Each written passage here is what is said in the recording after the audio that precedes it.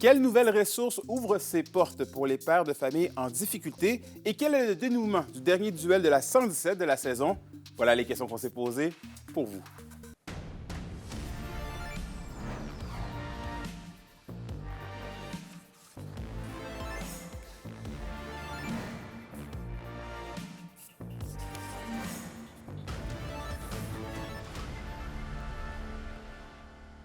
Ici Anthony Dallaire et voici vos informations. On débute le bulletin à Rouyn-Noranda. Les pères de famille en situation de détresse vont avoir une nouvelle ressource d'hébergement. Après celle de Ville-Marie, une deuxième maison Oxygène a été inaugurée aujourd'hui dans la région. Notre collègue Olivier Morin était sur place. Chérie, j'ai encore! Chérie! La nouvelle maison Oxygène à Rouyn-Noranda du groupe Image peut accueillir jusqu'à 3 pères de famille en détresse et 6 enfants. On y retrouve au total 3 chambres individuelles ainsi que des salles communes. Les usagers ont accès à des intervenants psychosociaux de façon quotidienne tout au long de leur hébergement qui s'étire jusqu'à 3 ans. C'est un grand sentiment de fierté. Je pense que c'est d'être capable, mon souhait, c'est d'être capable d'offrir de l'aide à plus d'hommes possible. J'ai été embauché en 2010 pour ça. Donc, le fait de concrétiser un projet de ce genre-là à Rouyn-Noranda, c'est comme un gros sentiment de fierté. Puis ça me dit qu'on va être capable d'aider encore davantage d'hommes, on va être capable d'héberger davantage de pères et d'enfants. Le conseiller municipal du district de Rouyn-Sud, Guillaume Beaulieu, salue l'ouverture de ce deuxième type d'installation dans la région. Ça répond à un besoin qui était important, qui était mentionné. Ce genre d'intervention-là a fait ses preuves, puis de voir que ça s'implante ici, c'est une très bonne nouvelle. Donc, ça, c'est vraiment super. Ça s'implante ici dans le quartier que je représente, en fait, qui a déjà une mixité socio-économique, là, quand même, qui est remarquée, près du centre-ville, mais en même temps, avec l'autobus de ville qui passe et tout ça, il y a vraiment, en termes d'emplacement, je trouve quelque chose d'intéressant là. Et donc, c'est une bonne nouvelle pour le support, en fait, aux gens qui pourraient avoir besoin, effectivement, et c'est déjà le cas, là, de ce genre de service-là. C'est une très bonne nouvelle. Avec une augmentation des demandes de soutien, l'organisme cherche à développer de nouveaux services. Ce que je souhaite faire aussi, c'est d'être capable de développer d'autres ressources d'hébergement à travers la région. C'est-tu du partenariat? C'est-tu nous qui le faisons? On ne sait pas encore, mais je sais qu'il y a déjà des pourparlers avec certains organismes communautaires de la région pour développer d'autres projets de ce genre-là, donc des maisons d'hébergement pères avec enfants un peu partout en région. La maison Oxygène de Rouyn-Noranda entamera un projet d'agrandissement dans le but d'augmenter sa capacité d'accueil. Les travaux sont prévus au début de l'été 2025. Olivier Morin, RNC Nouvelles, Rouyn-Noranda. Parlons immobilier maintenant. Selon les données publiées par Remax concernant le bilan des transactions commerciales, le marché est relativement stable dans la région. Malgré une incertitude persistante liée à la situation politique aux États-Unis, la pression pour un assouplissement des taux continue de stimuler le marché. Christian-Pierre Côté, le directeur exécutif chez Côté Mercier Services de données, nous explique. Est-ce qu'on doit un peu se réjouir de cette situation-là, disons-le? En fait, la question est intéressante parce que quand on baisse les taux d'intérêt, c'est intéressant pour le marché immobilier, mais ça veut aussi dire qu'il y a certaines craintes ou certains ralentissements au niveau de l'économie.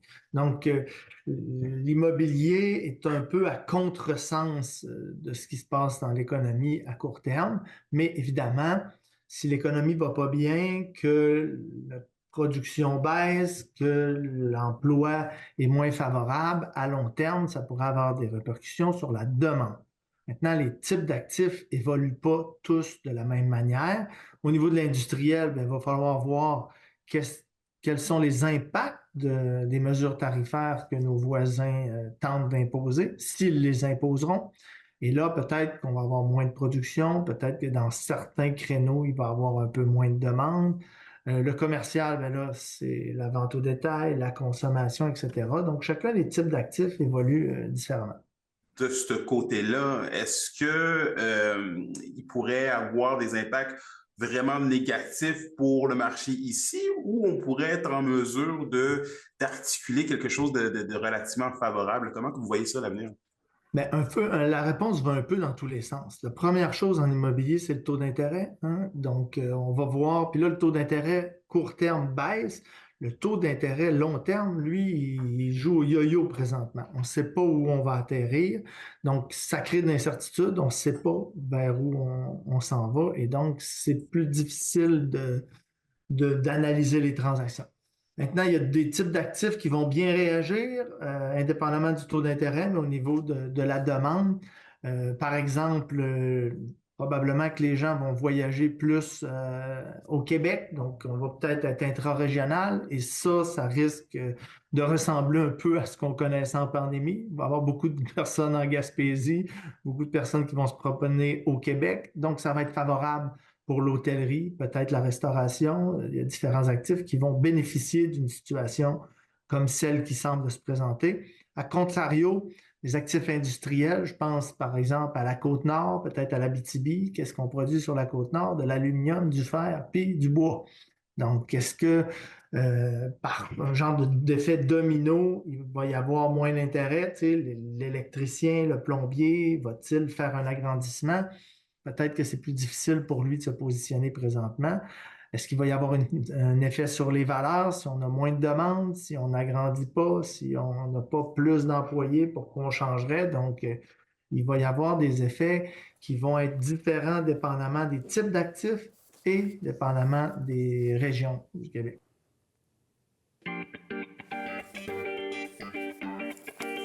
Et au culturel, c'est la finale locale ce soir de secondaire en spectacle de l'école d'Iberville. Les élèves vont démontrer leur talent en chant, danse, théâtre, animation et plus encore. Le spectacle se déroule au Théâtre du Cuivre à 19h et vous pouvez vous procurer des billets au prix d'environ 10 $. Et au sport, c'était le dernier duel de la 117 de la saison régulière hier soir du côté de Rouyn-Noranda.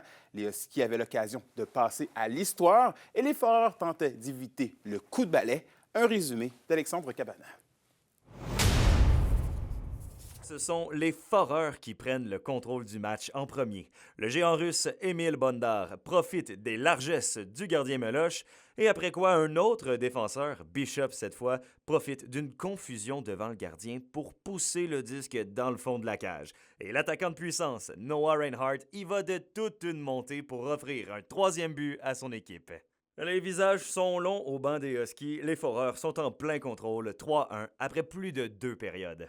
Mais attention, le vent tourne et pas à peu près en fin d'engagement. Ogonovski ouvre la machine et les Huskies jouent de chance sur un drôle de jeu alors que le défenseur Bondar entre en contact avec l'arbitre.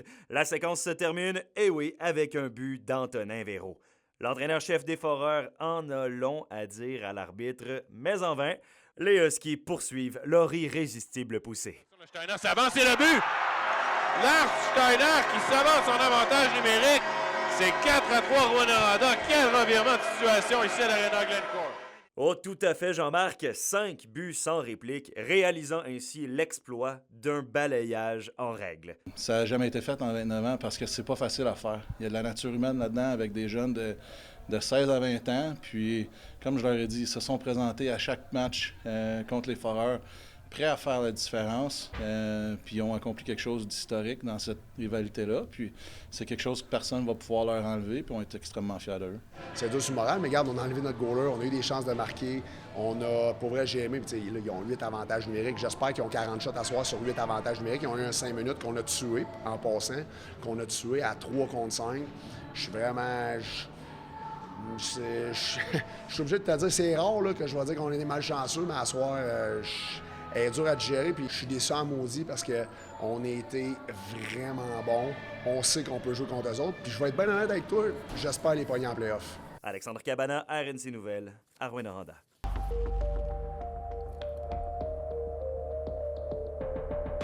À la météo de l'Abitibi-Témiscamingue pour ce soir et cette nuit, c'est généralement nuageux pour l'Abitibi. Minimum de -9 degrés Celsius pour l'Abitibi et de -4 degrés Celsius pour le Témiscamingue. Pour la journée de demain, c'est des nuages pour tous les secteurs avec des maximums entre 8 et 9 degrés Celsius. Et finalement, on a aperçu pour samedi, c'est de la pluie avec des maximums entre 13 et 14 degrés Celsius. Et voilà, c'était vos informations régionales. Merci encore une fois d'avoir été des nôtres. Nous, on se dit bien évidemment à demain pour la suite des choses. D'ici là, prenez soin de vous.